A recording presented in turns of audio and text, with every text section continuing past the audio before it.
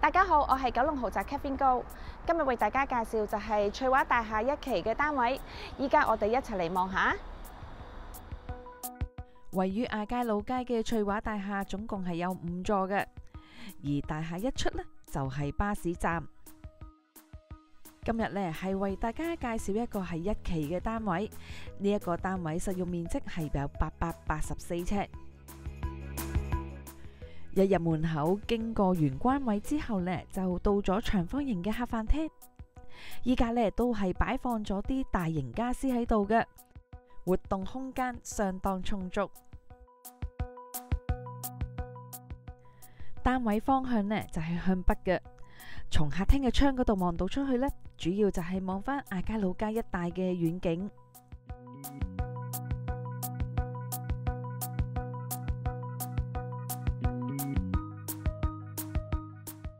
單位係屬於3房嘅間隔，首先就係望下主人房。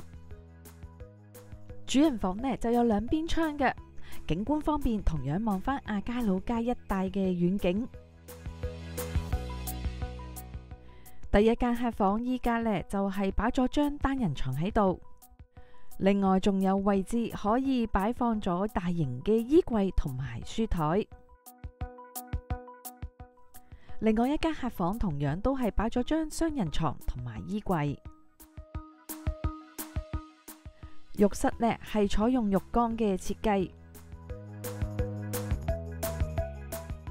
廚房嘅位置就係一入門口轉彎位，佢係呈長方形嘅。而廚房對入呢仲有一個工作間。之後就到咗單位嘅工人房啦，訂做咗張工人用嘅床。工人呢都有佢自己用嘅洗手間。今日就介紹到呢一度，多謝晒大家睇我嘅影片。中意嘅話就記得讚好、分享同訂閱我頻道。下條片見，拜拜。